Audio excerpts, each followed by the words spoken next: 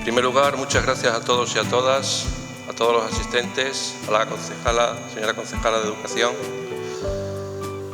por vuestra asistencia a esta presentación. Agradezco también la deferencia que el autor ha tenido hacia mi persona al proponerme la presentación de su libro y, por favor, tengan silenciados sus móviles. La obra que hoy presentamos, Wellington y Olivenza, el Gibraltar portugués, una secuela de las guerras napoleónicas en la Europa de Maastricht, de Luis Alfonso Limpo Píriz, se inicia con el anuncio de un enigma que se pretende desvelar. El 15 de abril de 1811, en el contexto de la Guerra de la Independencia o Guerra Peninsular, tropas anglolusas al mando del mayor Lawrie Cole liberan Olivenza de la ocupación francesa sin participación española. La ocasión es aprovechada por estos militares portugueses y por los oliventinos, mayoritariamente también portugueses, para tomar posesión de la ciudad en nombre de Portugal. Durante 3 días seguidos ondeó la bandera de Portugal en lo alto de la torre del homenaje de Olivenza. Esta situación parecía una reproducción de lo que había sucedido con Gibraltar en 1704, durante la Guerra de Sucesión. Una escuadra anglo-holandesa, al mando del almirante Rooke, ocupaba el peñón y, aprovechando la oportunidad, lo hacía en nombre de la reina Ana de Inglaterra.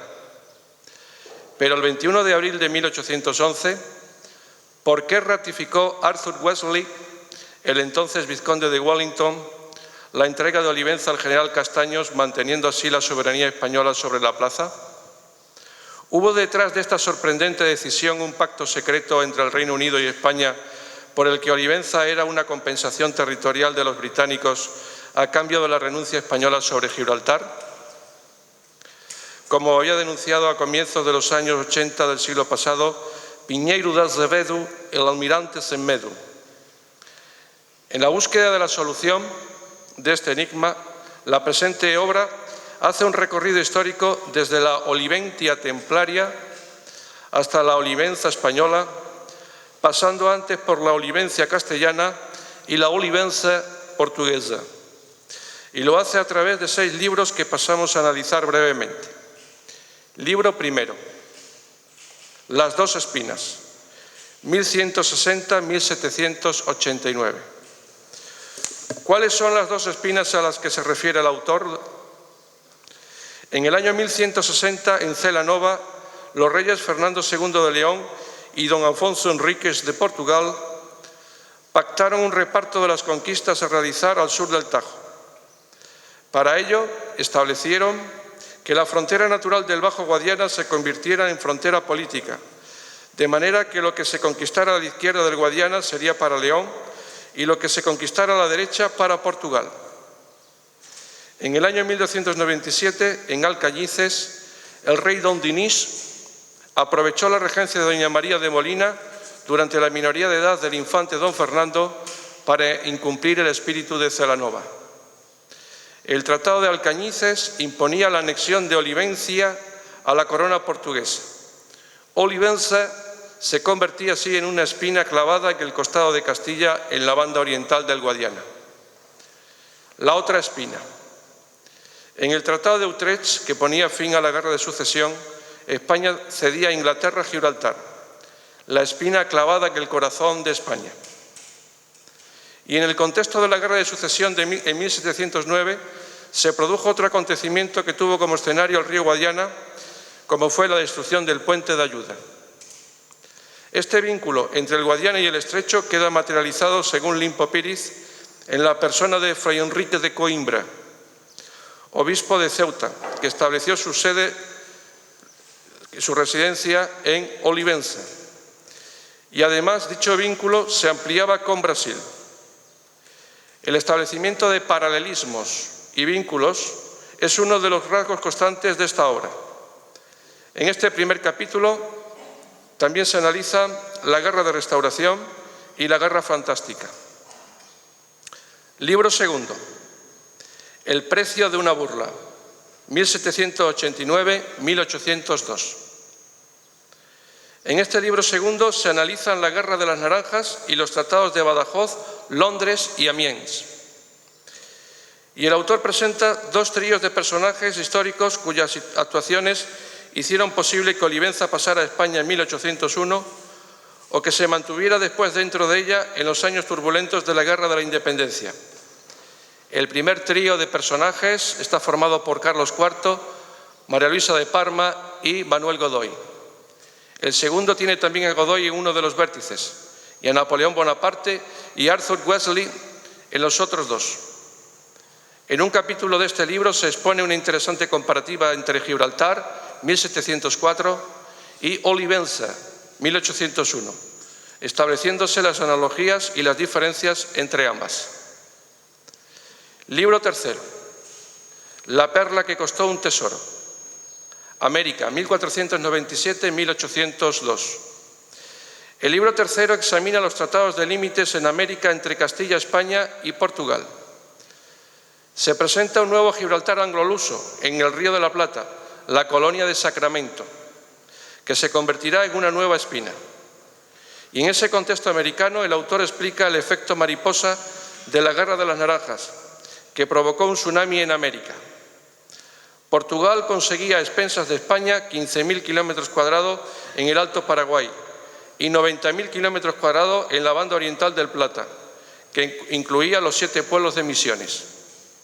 Y es que la perla de la banda oriental del Guadiana, Olivenza, con sus 450 kilómetros cuadrados de superficie, costó un tesoro de 105.000 kilómetros cuadrados en la banda oriental del Plata. Libro cuarto. Ajuste de cuentas, 1802-1808. El autor aborda las negociaciones de la reclamación española de los 90.000 kilómetros cuadrados de los 7 pueblos de Misiones en la banda oriental del Plata, al tiempo que Portugal exige a cambio la devolución de Villarreal, con sus 30 kilómetros cuadrados, por haber pertenecido a la jurisdicción de Jurmeña.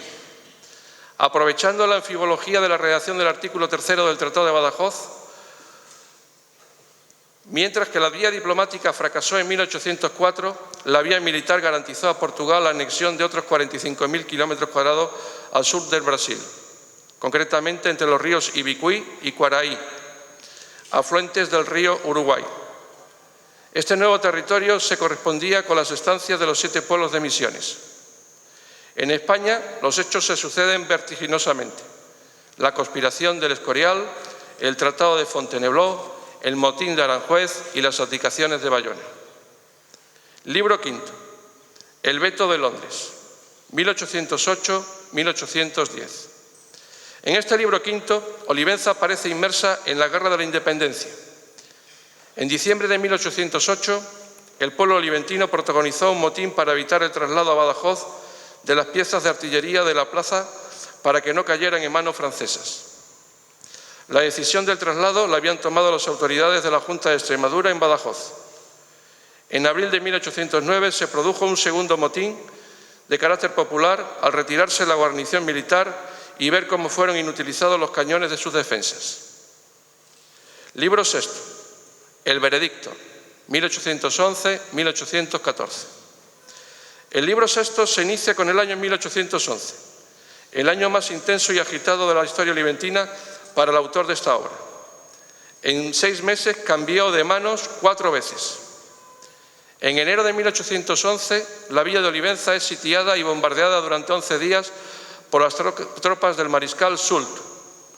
Ante la imposibilidad de resistir más el asedio con tan solo 10 piezas de artillería, el pueblo de Olivenza se amotina por tercera vez y obliga al gobernador de la plaza, Manuel Herc, a que se rinda. Olivenza fue utilizada como almacén y hospital de los franceses en sus planes de tomar Badajoz.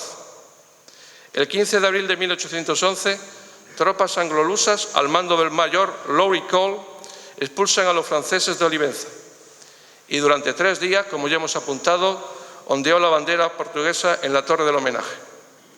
Y el 18 de abril se produjo un cuarto motín. En esta ocasión, los oliventinos, con el apoyo de los militares portugueses, protagonizaron un alboroto irredentista al intentar impedir que el nuevo gobernador español, Tully O'Neill, tomara posesión de la plaza.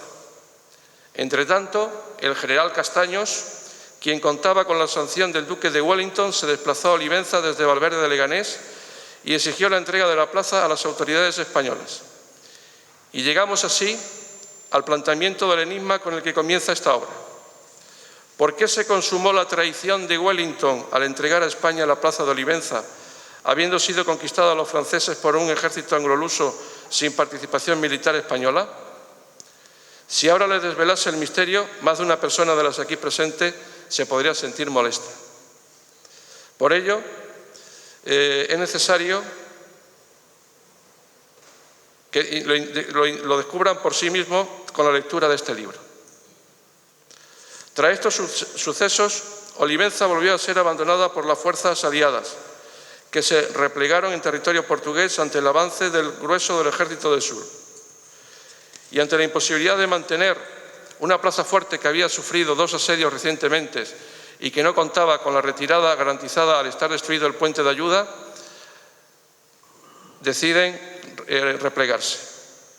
Además, no volverá a ser utilizada como punta de lanza contra Badajoz, al ser volados 3 de sus baluartes por una compañía de zapadores franceses al mando del general Godinot en junio de 1811.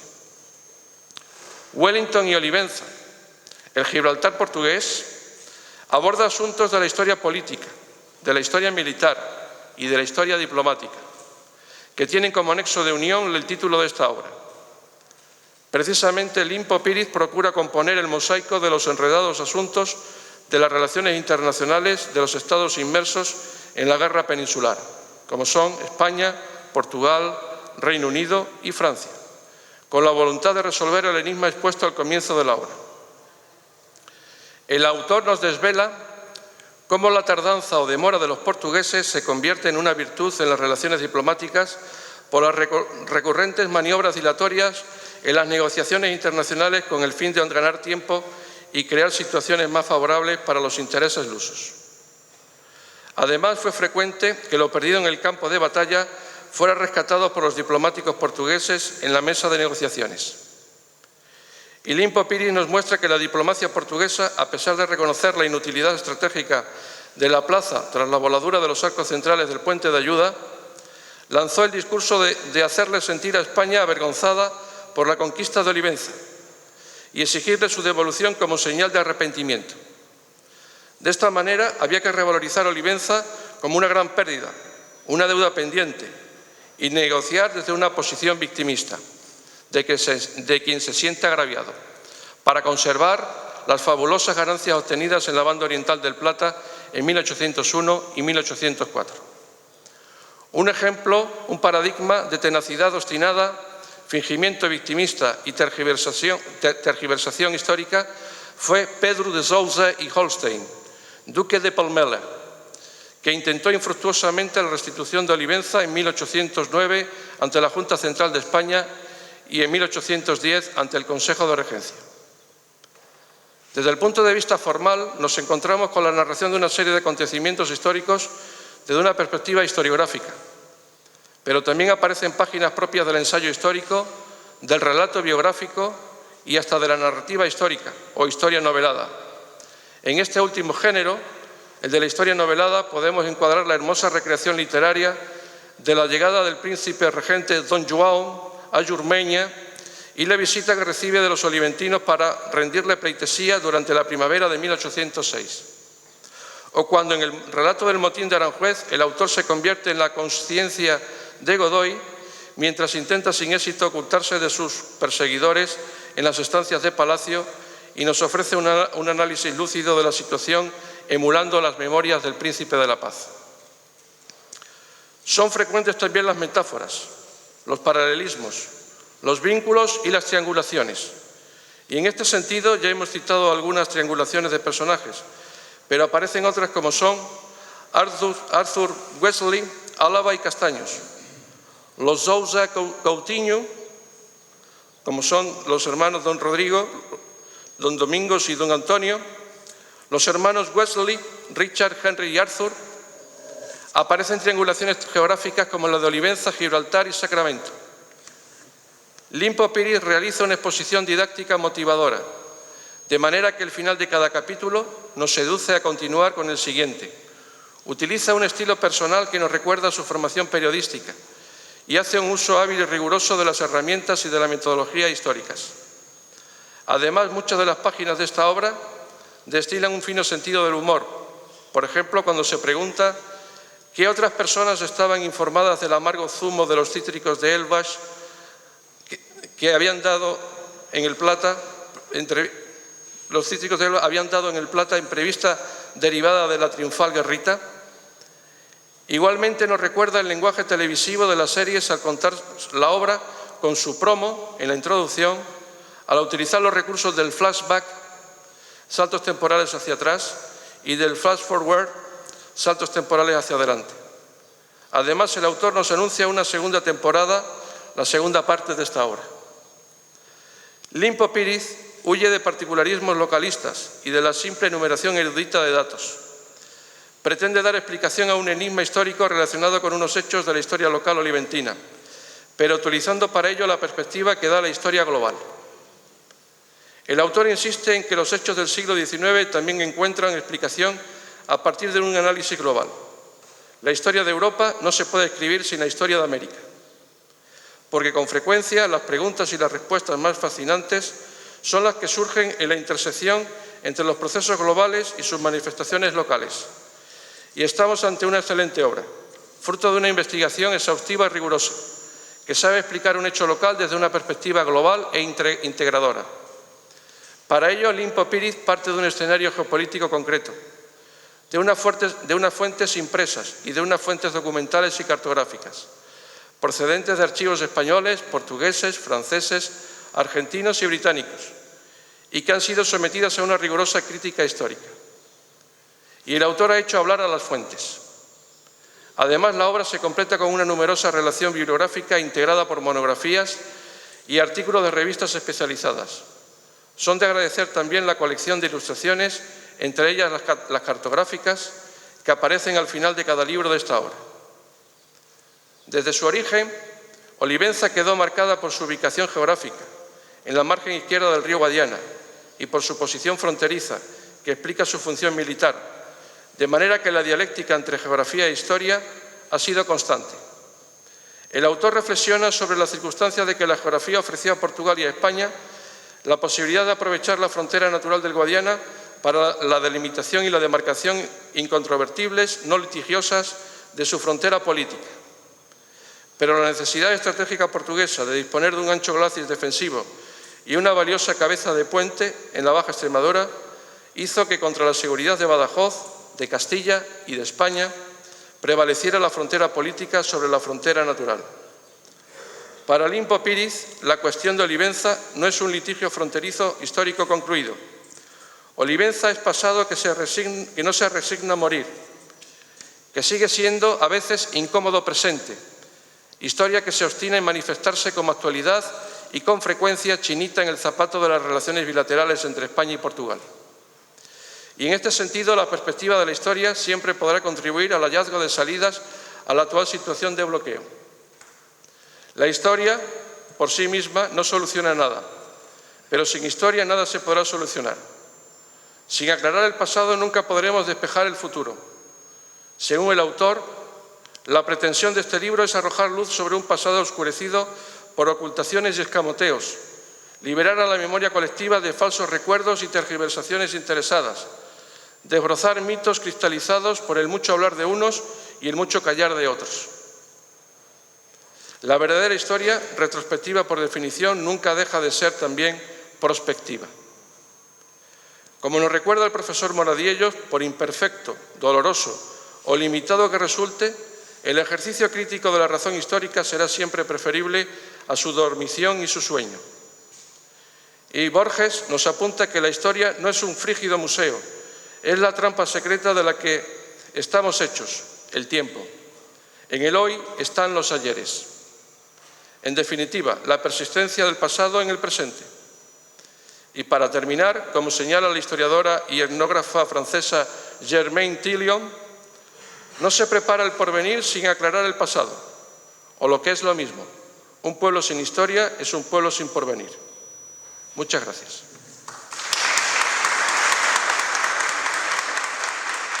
Después de la presentación tan completa que ha hecho Eliodoro, pues creo que podemos dar el acto ya casi por acabado y pasar al coloquio, porque ha sido tan completo en la síntesis que ha hecho que la verdad me siento un poco cohibido e interiormente sonrojado. No sé si por fuera se me nota la satisfacción de haber oído una síntesis tan completa de mi libro, que como bien ha dicho él, son 6 libros.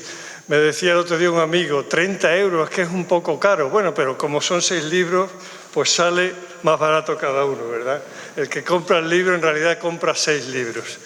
Es una satisfacción verdaderamente, pues, ver esta capilla del antiguo convento de San Juan de Dios, pues, prácticamente llena para la presentación de un libro de historia, como estaba prácticamente también casi llena hace poco para la presentación de otro libro de historia.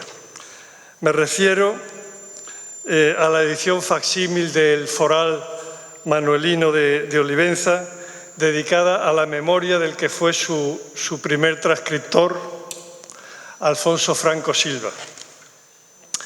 En efecto, en 1982, el Ayuntamiento de Olivenza, que presidía Isa, tu padre, Ramón Rocha, que tenemos aquí con nosotros, pues con el patrocinio de una entidad ya desaparecida que fue la Caja de Plasencia, editaba el libro de Alfonso Franco Silva titulado exactamente La Villa de Olivenza, aproximación a su historia 1297-1801. El libro de Alfonso era una recopilación de artículos que habían sido publicados unos años antes en una humildísima revista que era la del Teleclub número 23 de Olivenza, que seguro algunos de los que estáis aquí pues recordáis. Yo debo confesar que la lectura de aquellos artículos de Alfonso Franco pues despertó en mí una primera curiosidad por la historia de Olivenza, por supuesto, pero por la historia general que se afianzó después, más adelante, al acabar mis estudios de periodismo en Barcelona en 1982. En los años 80 del siglo pasado, parece mentira, ¿verdad?, hablar ya del siglo pasado, pero así fue. En Olivenza se dieron grandes pasos en la cultura. En 1982 se editó por primera vez un ayuntamiento, un libro de historia de Olivenza, algo que ahora a lo mejor nos puede parecer normal, pero que en aquel momento fue algo que no tenía precedentes, que no tenía antecedentes. Un libro que se cerraba con la transcripción del Foral Manuelino. Gracias a una beca que me concedió la entonces recién creada Junta de Extremadura, en 1983, pues se pudo catalogar el Archivo Histórico Municipal de Olivenza y editar después el correspondiente catálogo, una obra de 4 volúmenes. En 1987, con el apoyo de la Diputación Provincial de Badajoz, se editaron las actas de los encuentros de ayuda que se habían celebrado en el 85 en un volumen también con casi 700 páginas. En 1989 abría sus puertas al público la recién remodelada Biblioteca Municipal y el Archivo Histórico Municipal, que era un servicio, Ramón, que tú sabes que antes no existía, un servicio público que no existía. Y en 1990, cerrando aquella que podríamos llamar década prodigiosa, pues se inauguraba la ampliación del Museo Etnográfico a la Panadería del Rey. Alfonso recibió muchas felicitaciones por su libro, pero recibió también algunas críticas. Y la principal fue que la historia de Olivenza parecía como si acabara en 1801, con la Guerra de las Naranjas y el Tratado de Badajoz. Alfonso Franco dedicaba el 95% de su libro a la historia portuguesa de Olivenza, es decir, al segmento 1230-1801. Y apenas las 3 últimas páginas, el último capítulo, a la historia de la Olivenza española, es decir, al segmento 1801-1982. Él se defendió de las críticas alegando que, como especialista que era de la Edad Media, pues no quería, digamos, pisarle el terreno a los modernistas. Y me dijo, tú eres el que tienes que hacer la historia de la Olivenza española porque tú has catalogado el archivo municipal y eres el que estás en mejores condiciones para escribir esa historia. Una historia económica, demográfica, social, que al final pues han hecho otros, y entre ellos pues quien he tenido el honor de que me presente, Heliodoro, en una serie de artículos que se han publicado en la revista de Estudios Extremeños y que están ahí un poco ocultos y han pasado desapercibidos, y yo desde aquí públicamente le animo, ahora que se vaya a jubilar felizmente, pues a reunir esos artículos en libro porque constituyen esa historia de Olivenza que Alfonso Franco me pidió a mí para hacer y que yo no llegué a hacer. ¿Por qué? Pues se lo voy a confesar ahora aquí que no nos oye nadie, ¿no? En 1982, en el año en que Alfonso Franco publicó su libro, los oliventinos vivimos la amenaza de invasión del almirante Piñeiro de Acevedo, una invasión que estuvo justificada por un título, por un libro que se titulaba Olivenza está cativa per la España. ¿Por culpa de quién?, preguntaba el almirante. La cubierta de ese libro no dejaba lugar a dudas. Por culpa de la pérfida Albión. Inglaterra, además de en las Malvinas, que no se ve muy bien, y en Gibraltar, había puesto sus garras también sobre Olivenza en 1811, aprovechando la Guerra de la Independencia. Más tarde, en 1815, siempre según Piñeiro de Acevedo, el artículo 105 del Acta Final del Congreso de Viena acordó la devolución de la plaza a soberanía portuguesa.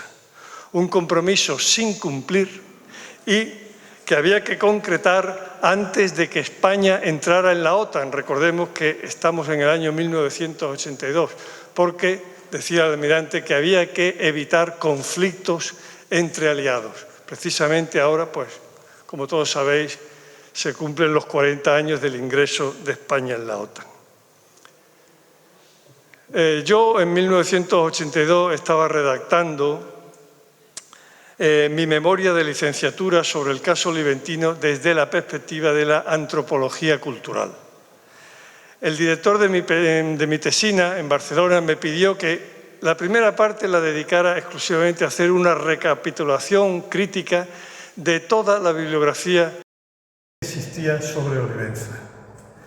Y con la ayuda de Alfonso Franco, de Juan Robles, de Mariano Señorón, mi amigo Picolata, del Marqués de la Encomienda, algunas otras muchas personas que nos ayudaron, pues se pudo reunir por primera vez toda la bibliografía sobre Olivenza, no exclusivamente para mí, claro, sino que se constituyó dentro del ayuntamiento el Fondo Bibliográfico Oliventino, incluyendo en el mismo los libros de los irredentistas portugueses que habían estado, digamos, prohibidos durante la época del franquismo. El libro de Matos Sequeira, al que más adelante me referiré, el libro de Queiroz Veloso, de Ventura Abrantes y algunos otros más. Pues bien, fue en el transcurso de esa investigación de mi tesina cuando yo descubrí la obra y también la vida tan interesante de la segunda persona que después de Alfonso Franco contribuyó a afianzar mi vocación por la historia, que fue Jesús Rincón Jiménez. Jesús Rincón Jiménez nació en Badajoz, pero de niño pasaba los veranos en Olivenza, con su tío don Miguel Jiménez de Santillana, el médico fundador del Liceo de Artesanos. De Olivenza era la que sería su mujer, Soledad Gil Correa, efectivamente la hermana de Enrique Gil Correa, ambos con calle en La Farrapa. Jesús Rincón tuvo también su calle en Olivenza al lado de la de su tío Miguel, junto al antiguo Cine Sequeira. Pero el anterior alcalde se la quitó para dársela a Teófilo Borrallo, agraviando así a ambos, porque Teófilo Borrallo y Jesús Rincón eran amigos. Yo creo que hasta en el más allá se estará hablando mal de Bernardino Píriz. Jesús Rincón fue licenciado en Filosofía y Letras. Renunció a una cátedra de Historia que le ofrecieron en Madrid. Él se contentó con ser profesor de francés en el Instituto Zurbarán de Badajoz y formó parte de un núcleo de intelectuales que fueron los que impulsaron el primer movimiento regionalista extremeño junto con a López Prudencio, Ramón Gómez Villafranca, Reyes Huertas y otros. Con solo 28 años se le declaró una tuberculosis ósea, el llamado mal de Pot, que en ese momento pues era incurable. Y eso le obligaba a guardar un reposo estricto. Con el cuerpo aprisionado por un corselete, sin embargo, tuvo alas para liberar su espíritu y poder escribir 2 libros fundamentales en la historia de Extremadura en la Guerra de la Independencia, dedicados al clero extremeño y a los periódicos en la Guerra de la Independencia. Y además Jesús Rincón tuvo tiempo de dedicar 2 libros también a su patria chica querida, para decirlo con la letra del pasodoble de su amigo Teófilo Borrallo. En 1916 publicó el Memorial Oliventino. En 1920 decía Jesús Rincón publicó un segundo libro sobre Olivenza, Las menudencias históricas de la muy noble y notable ciudad de Olivenza. Un año antes, en 1919, o sea, al término de la Primera Guerra Mundial, vencedores y vencidos se habían reunido en Versalles para redibujar el mapa de Europa y del mundo. Aunque España, como todos sabemos, no había participado en la contienda, el nacionalismo portugués, o el ultranacionalismo portugués, vio en la Conferencia de Versalles una especie de segunda edición del Congreso de Viena de 1815. En Oporto se formó la llamada Comisión para a Defensa dos Intereses Nacionais. A través de la prensa, entonces no había internet, ni Facebook, ni estas cosas de ahora, pues la comisión presionó al gobierno para que en Versalles se reclamara la devolución de Olivenza. Naturalmente nada consiguieron, es más, los delegados portugueses ni siquiera llegaron a plantear allí esa reclamación completamente fuera de lugar y extemporánea. ¿Qué pasó? Pues que en plena resaca por la frustración nacional que hubo en Portugal al no conseguir después de la Primera Guerra todos los objetivos que le habían hecho participar en la contienda, y en un momento de exaltación del derecho internacional público, cuando se crea la Sociedad de Naciones, embrión de la ONU, pues visitan Olivenza el arqueólogo Gustavo de Matos Sequeira, el periodista Rocha Jr., que tenía una pluma muy afilada, y el pintor acuarelista Alberto Sousa. Algunos de vosotros tenéis en vuestras casas las acuarelas que ilustraron ese libro. Y 2 años después, en 1924, publican un libro en el que acusaban a España de incumplir el artículo 105 del Congreso de Viena y retener indebidamente Olivenza. Ese es el libro de Matos Sequeira. En este libro, además, pues ridiculizaban de una manera bastante hiriente a Jesús Rincón, no solamente en lo profesional, sino también en lo personal. Y eso, pues, desde luego, como humano que era, pues hirió el orgullo de don Jesús Rincón. Reaccionó al año siguiente. ¿Cómo? Fundando en 1925, con el apoyo del entonces presidente de la Diputación Provincial de Badajoz, el Centro de Estudios Extremeños y su revista. Desde sus páginas, don Jesús Rincón se propuso refutar los argumentos de los irredentistas portugueses, pero no desde una posición subjetiva personal, sino pisando siempre el terreno firme de los documentos, respaldando todas sus afirmaciones con una base científica. Su primera aportación de pruebas documentales para frenar de paso la supresión del juzgado de Olivenza en ese momento fue conseguir copias auténticas de la capitulación de Olivenza, el 20 de mayo de 1801, y del posterior Tratado de Badajoz del 6 de junio de 1801. Dos documentos que, por increíble que nos pueda parecer ahora a nosotros, un siglo después el Ayuntamiento de Olivenza todavía no conocía, se ignoraban esos documentos, el tenor de esos documentos.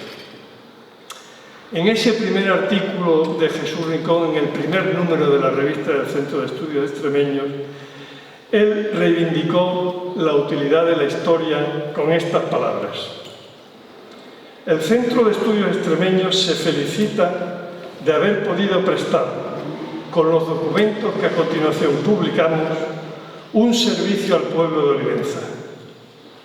Y también de haber podido demostrar a los ignorantes que caprichosamente niegan eficacia a estas entidades culturales, apoyadas con esplendidez en otras regiones por las corporaciones oficiales, que bibliotecas y archivos no son centros puramente teóricos, sino también prácticos, como el nuestro acaba de probarlo, evitando la supresión del juzgado de instrucción de Olivenza. El artículo de Jesús Rincón en el primer número de la revista del Centro de Estudios Extremeños fue su última aportación, porque su enfermedad se agravó, le limitó mucho, después la República lo complicó todo y finalmente él murió en 1937 en plena guerra civil, después de haber sido testigo del asalto a Badajoz y todas las atrocidades de la guerra civil. Desde el lado español nadie recogió de las manos de Jesús Rincón el testigo de defender las razones y los derechos de España sobre Olivenza.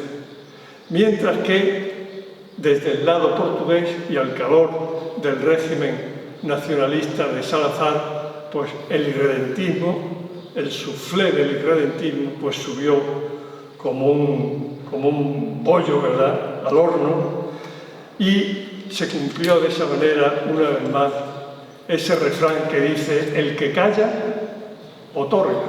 Y eso fue lo que hizo España, callar, y al callar, otorgó. Volvamos a 1982, al año en que Alfonso Franco publicó su libro, en el que Piñeiro de Acevedo también publicó su libro, preguntando por culpa de quién estaba cautiva Olivenza. Al reunir para mi tesina toda la bibliografía sobre Olivenza y constituirse el fondo bibliográfico local, al descubrir yo la obra trágicamente interrumpida de Jesús Rincón, coincidiendo con las amenazas de Piñeiro de Acevedo, pues yo sentí el deseo o la necesidad más bien de sustituir la perspectiva de mi tesina de la antropología cultural por una perspectiva distinta, del punto de vista de la historia política, diplomática y militar, una historia fuera de moda en ese momento, porque lo que estaba de moda era la historia económica, demográfica y social. Decidí que había que continuar la obra de don Jesús Rincón Jiménez justo por donde él había interrumpido el Tajo, es decir, estudiando a fondo la Guerra de las Naranjas y el Tratado de Badajoz que la cerró. Mis aportaciones al estudio de la Guerra de Naranja y el Tratado de Badajoz ha sido doble. Traducir del francés a quien mejor la había estudiado, a quien mejor profundizó en la relación entre Napoleón y España, el gran historiador francés André Fillé, y completar su análisis eurocéntrico con lo que todos olvidaron: la proyección que tuvo la guerrita portuguesa de Godoy al otro lado del Atlántico, en América, más concretamente en la margen izquierda del Río de la Plata, del estuario de la Plata, en la llamada Banda Oriental del Plata. La Banda Oriental del Plata, también el Amazonas, también el Caribe, están presentes en el libro que hoy presentamos, que es mi tercera aportación al tema: las consecuencias que tuvo la Guerra de las Naranjas en los años anteriores a la Guerra de la Independencia, 1802-1808, y durante la propia Guerra de la Independencia, de 1808 hasta el 14. Mi libro, la verdad es que con un poco de retraso, 40 años después, pero responde a la pregunta que formuló el almirante Piñeiro de Acevedo en 1982. ¿Por culpa de quién está cautiva Olivenza? ¿Por culpa de Inglaterra? ¿Por culpa de Wellington? Ha querido la casualidad que hoy, 21 de mayo, pues celebremos lo que podríamos llamar el día cero en el que los oliventinos se acostaron portugueses y se levantaron españoles. Hoy, 21 de mayo, por casualidad, es un buen día, el día más idóneo para la presentación de este libro. El lugar, la capilla de San Juan de Dios, no sé si es el más idóneo, quizá lo mejor hubiera sido presentarlo en La Paz Barata, pero lástima que tenga un aforo tan limitado. La Chimenea es la cafetería más culta de Olivenza, tan culta que tienen allí expuesto hasta el foral manuelino de Olivenza, que todavía no tenemos en el archivo municipal. Y el restaurante más culto de Olivenza es La Paz Barata, al menos por su decoración, porque allí, los que habéis entrado, están expuestos los retratos de los principales protagonistas de nuestra historia. Yo cuando cuando fui por primera vez a La Paz Barata, pues lo que pensé: aquí están las ilustraciones de mi libro. Ha sido una feliz casualidad y una feliz coincidencia.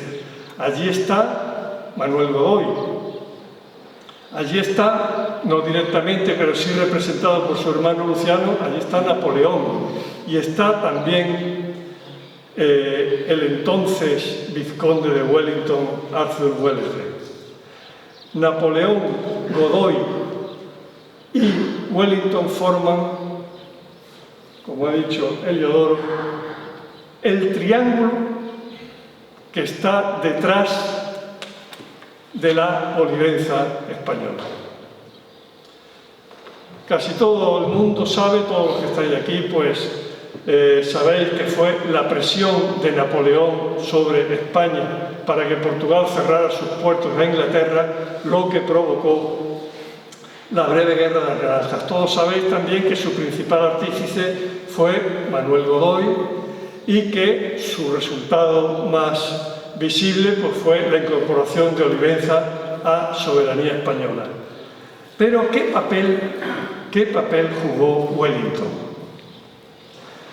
en la conservación de Olivenza en manos de España? Esa es la pregunta que se hizo Piñeiro de Acevedo, al que todos tomaban por loco, y que yo siempre tuve en la cabeza y a la que doy respuesta con este libro. Heliodoro lo ha recordado muy bien. En 1704, aprovechando el río revuelto que fue la guerra de sucesión a la corona española, pues los aliados que combatían a favor del archiduque Carlos, Austria, Rusia, Holanda, Inglaterra, también Portugal, conquistaron Gibraltar. Durante el asalto al Peñón, el almirante Rooke hizo ondear la cruz de San Jorge en el reducto del muelle para indicar que habían tomado aquella posición y que los suyos pues, no disparasen allí, que aquella posición ya estaba tomada. Pero de ese hecho cierto y sin ningún significado político en ese momento, pues sirvió de base para forjar un mito perdurable que fue el mito de la traición de Rooke. En un día, en un hecho, en un momento, se sintetizó un proceso gradual que en realidad duró 10 años y que tuvo su desenlace diplomático y jurídico al firmarse los tratados de Utrecht en 1714. Inglaterra efectivamente ocupó el Peñón, pero junto con tropas de los aliados que se fueron evacuando hasta quedarse exclusivamente tropas inglesas custodiando el Peñón. No iba a participar en la guerra para salir de ella, lógicamente, con las manos vacías, ¿verdad? El mito de la supuesta traición de Rooke, que en realidad nunca sustituyó en el asalto al Peñón la bandera del archiduque Carlos por la de la reina Ana, cristalizó en la conciencia de España y en la historia de España gracias al Marqués de San Felipe, a una obra que es la más importante sobre la Guerra de Sucesión, los comentarios a la Guerra de España, y en esa obra después se basó Voltaire para escribir un bestseller que se difundió por toda Europa, El siglo de Luis XIV, donde reproducía o rebotaba el mito de que el almirante Rooke en agosto de 1704 había sustituido la bandera del archiduque Carlos por la cruz de San Jorge. No fue así. Pero el mito de la supuesta traición de Rooke se convirtió, a partir de entonces, de la publicación de esas dos obras, en el paradigma del oportunismo bélico político. Un siglo después, en 1811, hería la imaginación del nacionalismo portugués, despertando deseos de emular esa jugada. Si los ingleses lo habían hecho en Gibraltar en 1704, los portugueses, ellos, ¿por qué no iban a hacer y a conseguir lo mismo? En enero de 1811 la situación era la siguiente. Olivenza se había rendido vergonzosamente a las tropas del mariscal Soult. Poco después, el único ejército que le quedaba a la regencia de Cádiz había sucumbido en las laderas del fuerte de San Cristóbal, en la batalla de Santa Engracia o del Gebra. Menacho había muerto, Badajoz se había rendido. Los franceses eran dueños no solamente de toda la margen izquierda del Guadiana, sino también de la derecha. Ocupaban Campomayor y ocupaban Alburquerque. La situación en el norte de Portugal, en cambio, era más favorable al ejército andaluz porque Wellington había logrado expulsar a los franceses a Massena hasta la raya de Ciudad Rodrigo y de Salamanca. Y con las manos un poco más libres, pues decidió ayudar, echarle una mano a los vapuleados españoles y le ordenó al mariscal Beresford que acudiera en auxilio de ellos y recuperase Badajoz. Pero, amigos, para recuperar Badajoz primero había que recuperar Olivenza. Los irredentistas portugueses vieron el cielo abierto. La ocasión la pintaban, como suele decirse, calma. Los azares de la guerra ponían en bandeja de oro la oportunidad de recuperar la plaza que habían perdido 10 años antes. Ellos la reconquistaban a los franceses y podían retenerla después, apelando al derecho de la época, como represa. Lo que es conquistado a alguien que te lo ha conquistado antes puede pasar a ser de tu propiedad. Dicho y hecho, la bicoca de Olivenza se rindió en 3 días al ejército anglo-luso. Y el 15 de abril de 1811, como acaba de recordar Heliodoro, en lo alto de nuestro castillo lo que ondeó no fue la bandera española, sino la bandera portuguesa.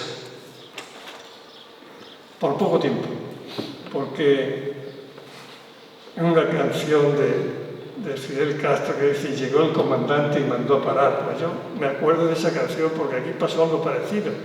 Wellington llegó a Elvas el domingo 21 de abril y ordenó arriar la bandera portuguesa del castillo y devolver la plaza al general Castaño, es decir, a su legítimo propietario en el momento de comenzar la guerra, el cautivo Fernando VII. No fue posible hacer realidad en Olivenza en 1811 lo que al parecer habían hecho los ingleses en Gibraltar en 1704. Contra todo pronóstico, Wellington se negó a cometer la traición que supuestamente había cometido Rooke en Gibraltar. Defraudando las esperanzas de sus aliados portugueses, el vizconde de Wellington se negó a meterle la zancadilla a los aliados españoles en un momento que era crítico porque eran las vísperas de lo que sería la batalla de la Albuera poco después, en mayo de ese mismo año de 1811. No podía haber conflictos entre sus dos aliados. Dicen que por la boca de los niños y de los locos habla la verdad. Pues resulta que el loco de Piñeiro de Acevedo tenía razón. Olivenza ha podido mantenerse bajo soberanía española durante más de 2 siglos gracias a Inglaterra, gracias a la traición, entre comillas, del vizconde de Wellington a sus aliados. Se puede decir de otra manera. La misma potencia que lesiona desde 1704 la integridad territorial española en el Estrecho ha sido también la garante de esa misma integridad territorial española en el rincón del Guadiana fronterizo. ¿Por qué Wellington hizo lo que hizo? Pues ese es el misterio que va desvelando poco a poco el libro.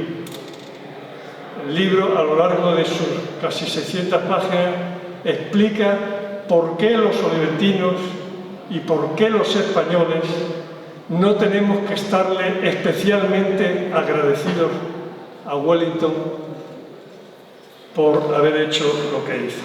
Y desvelarlo aquí, pues claro, sería matar todo el interés en la lectura. Sería como si en una novela de Agatha Christie pues, se dijera el nombre del asesino, ¿verdad?, en la primera página. Yo lo único que puedo, digamos, adelantarle es que Wellington hizo lo que hizo no solamente por caballerosidad, que es un rasgo de su carácter que todos los biógrafos le reconocen, sino que lo hizo también por interés. El interés británico estuvo detrás de la entrega de Olivenza a España. Las necesidades estratégicas del imperio marítimo británico estuvieron detrás de esa decisión para consolidar sus intereses en el Mar Caribe. Fijaros si me voy lejos. De manera que la decisión británica está igualmente por detrás de los 2 únicos cambios que han sufrido las fronteras de España heredadas de los reyes católicos. La espina de Gibraltar, que continúa clavada en el Estrecho, y la espina de Olivenza, que Godoy arrancó en la Guerra de las Naranjas. Mi libro relaciona la historia de Olivenza con la historia de Gibraltar. Pero en él se relaciona también la historia de Olivenza en la banda oriental del Guadiana, en la margen izquierda del Guadiana, con la historia de Colonia de Sacramento en la banda oriental del Plata.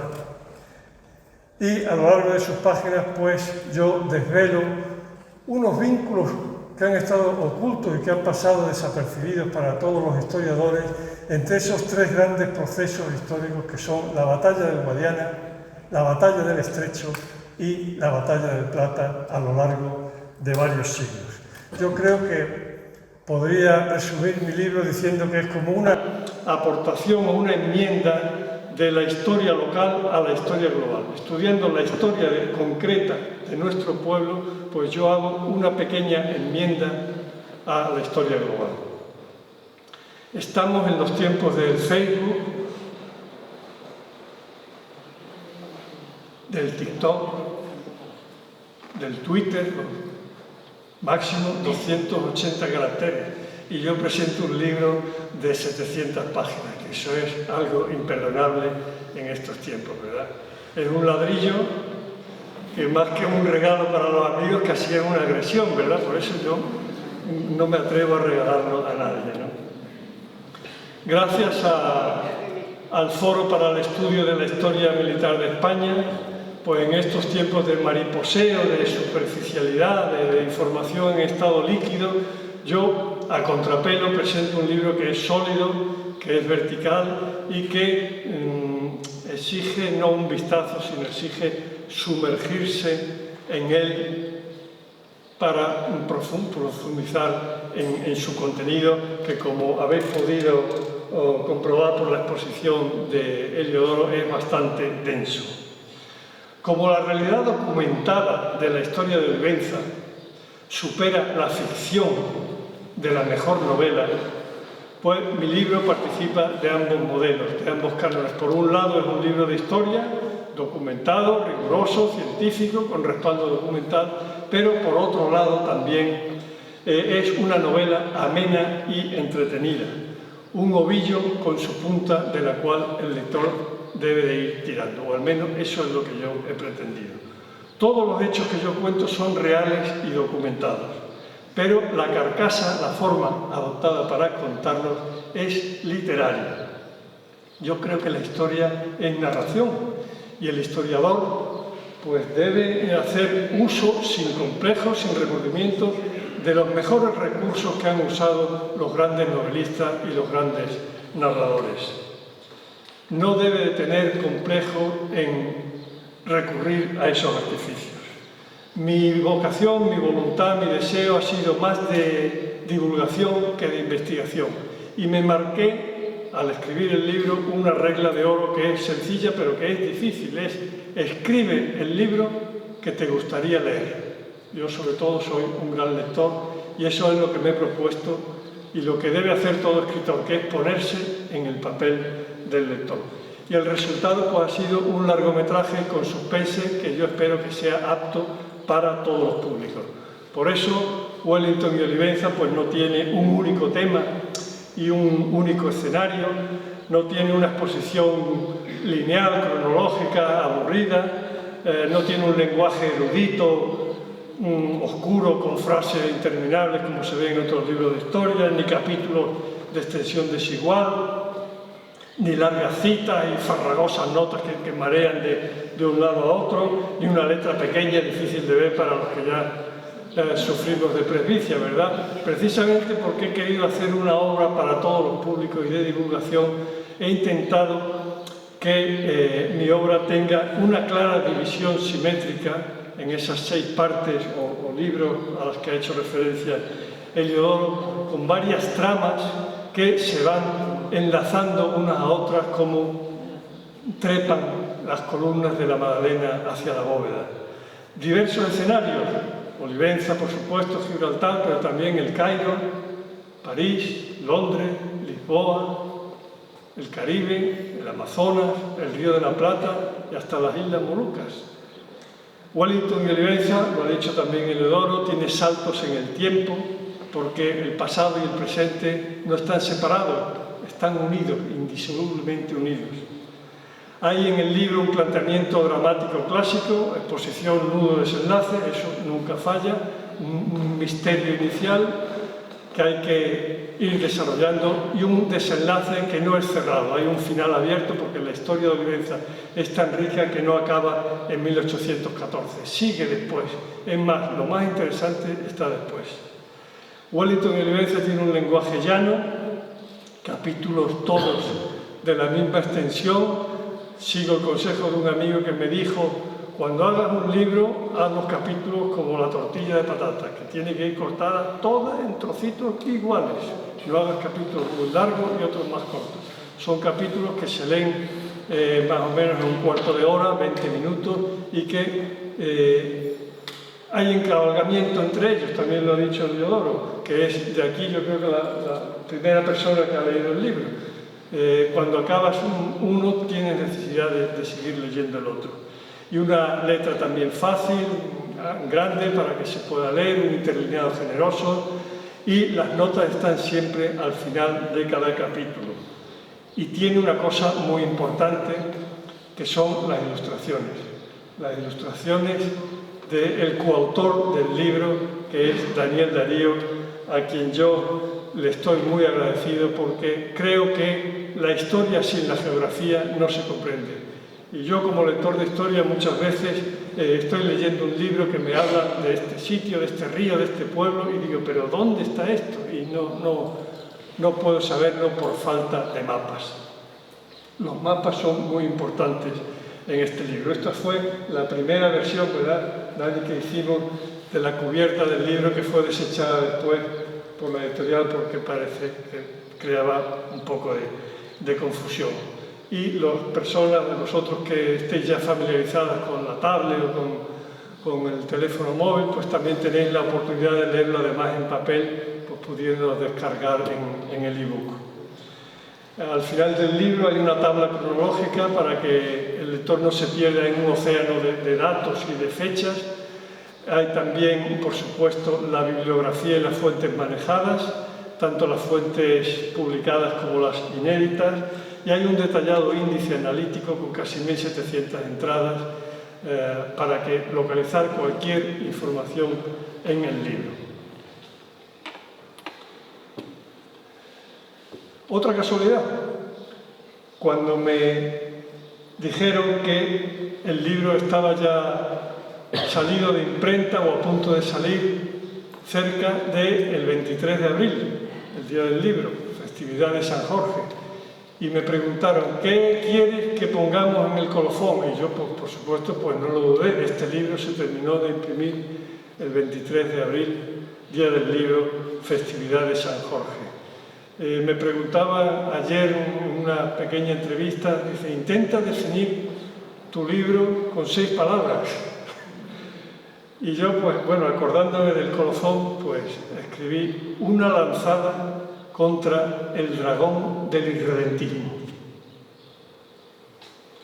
Porque detrás de todo nacionalismo se oculta siempre un irredentismo.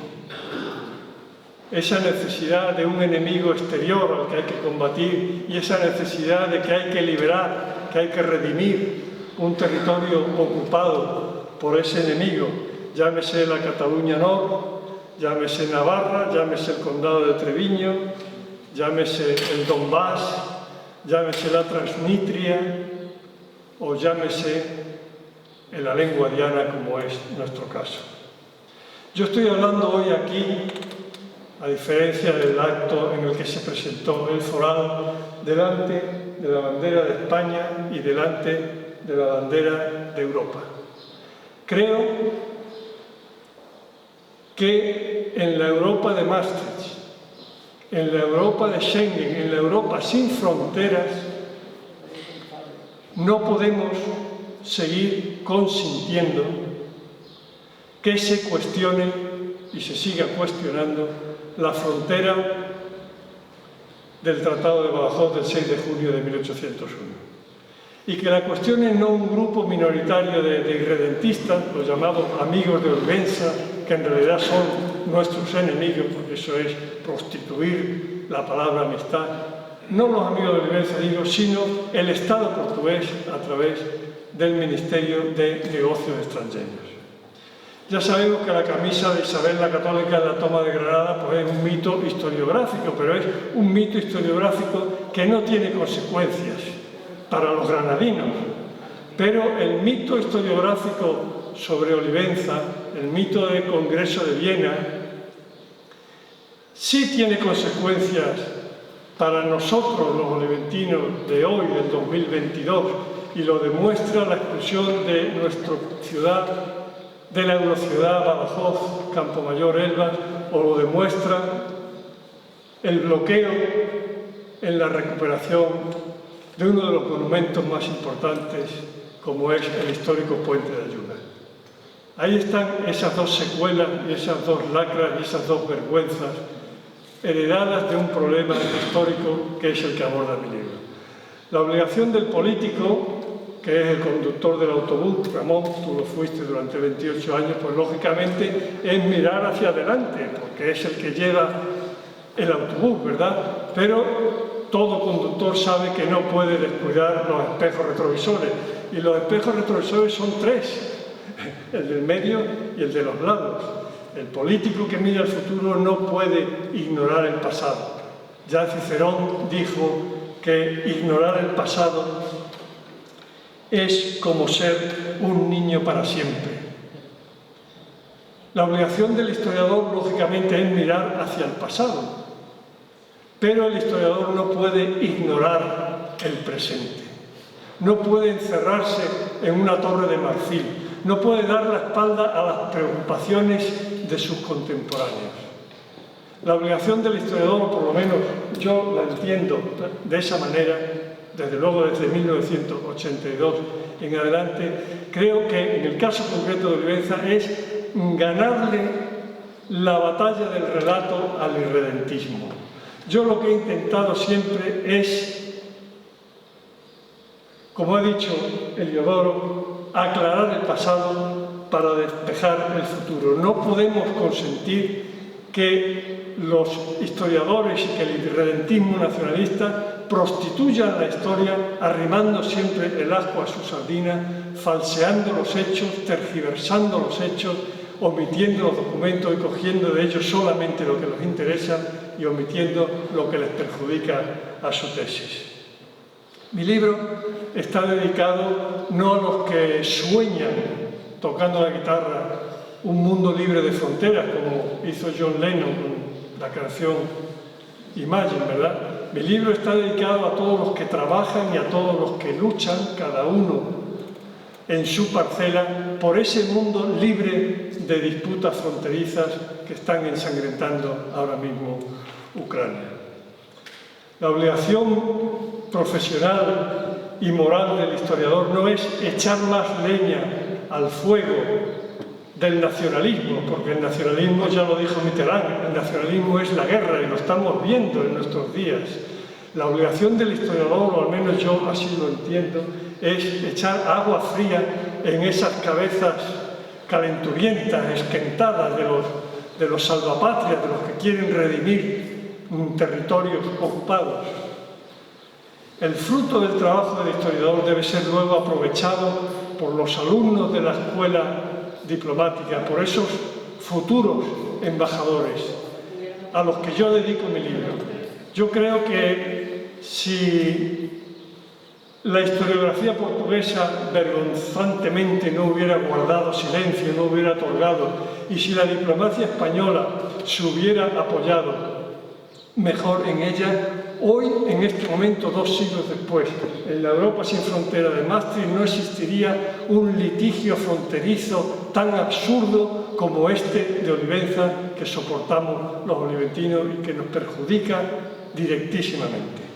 Yo no sé cuántos lectores tendrá mi libro, si serán muchos, si serán pocos. Yo me conformaría con que uno solo pues sacara provecho del libro y lograra despertar en él la vocación por la historia, como despertó mi vocación por la historia aquellos artículos de Alfonso Franco en la revista del Teleclub de Olivenza, que se tiraba a ciclo estil, o la lectura posteriormente del artículo de Jesús Rincón Jiménez en el primer número de la revista de Estudios Extremeños. Yo como aprendiz de la historia, como parcelero de la historia, me siento un eslabón más dentro de una cadena, un continuador de la obra de Jesús Rincón, de la obra de Alfonso Franco, de la obra de André Fillé y de tantos otros. Estoy, Heliodoro, como tú, bueno, tú antes que yo, ya estoy próximo a la jubilación. Mi amigo Servando también se va a jubilar dentro de poco, y a mí, la verdad, pues me gustaría que antes de jubilarme, pues le pudiera pasar el testigo de esta pasión y de esta investigación a alguno de los jóvenes que hay aquí en Olivenza, algunos ya como Carlos Piri, doctorado por la Universidad de Salamanca, y otros que estudian Historia en la Facultad de Geografía de Historia de Cáceres, desde luego sin ánimo de lucro, podríamos decir, sintiendo la vocación por la historia. Yo me sentiría muy satisfecho si este libro, que demuestra que Olivenza es actualmente española gracias a ese triángulo que forman Napoleón, Godoy y Wellington, me sentiría muy orgulloso y satisfecho, digo, si contribuyera también a liberar al subconsciente colectivo de España de esa especie de complejo de culpa que nos ha inculcado la historiografía portuguesa, de que tenemos pendiente una deuda de honor con Portugal por no haber devuelto Olivenza. Deseo ya concluir, porque os estoy ya aburriendo, me estoy pasando el tiempo, deseo concluir mi intervención y lo quiero hacer leyendo una curiosa carta que conserva el Archivo Histórico Municipal de Olivenza, dirigida al que era alcalde en ese momento, don Narciso de la Torre Berber. La carta dice así: Señor alcalde de Olivenza, muy señor mío y de mi mayor consideración y aprecio, yo, abajo firmado, José Fita Colomé, nací el día 20 de enero de 1918 en el pueblo de Calonja, provincia de Gerona, ahora Costa Brava. Estoy residiendo en Portugal desde el día 29 de noviembre de 1935. Por lo tanto, va a hacer 30 años. Durante estos 30 años, cada día que pasa me siento más orgulloso de ser español. Ahora bien, el motivo de escribirle es para le pedir el favor de informarme cómo es que el pueblo donde usted es alcalde pasó a ser español. Porque hace 30 años que no oigo otra cosa a los portugueses y que la gente que en él habita habla portugués, que la misericordia es portuguesa, que los españoles prohibieron de hablar el portugués, que Olivenza fue robada a los portugueses, que Olivenza es lo mismo que Gibraltar. ¿Verdad que no lo es? Me gustaría una respuesta solo para tirar dudas. ¿Verdad que me hará este favor? Muchos le agradecerán unos cuantos españoles residentes en Portugal, que todos los días tenemos que estar oyendo que los españoles somos unos ladrones por haber robado Olivenza, Olivenza en portugués. Esperando una respuesta, soy de usted su seguro servidor que besa su mano, firmado José Fita Colomé. Lástima, Isa, que el Ayuntamiento de Olivenza en esa época pues no pudiera calmar la angustia de esta rarísima ave, porque un catalán orgulloso de ser español y además de Gerona, Puigdemont lo consideraría un bastardo, vamos, como mínimo, ¿verdad?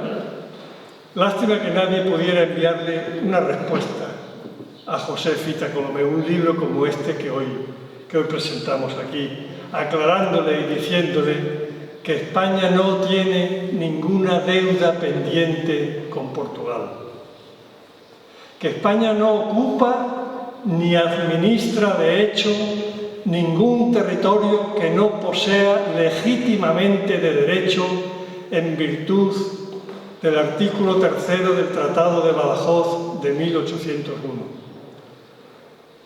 Lástima que nadie pudiera decirle, amigo Colomé, tenemos nuestros papeles en regla, podemos entrar y salir de Portugal con la cabeza alta y con la conciencia tranquila. Este libro que presentamos permite que se conozca sobre todo en su primera parte, la verdad sobre el pasado portugués de Olivenza, pero sobre todo sobre el pasado español, que es la laguna que había en el libro de Alfonso Franco.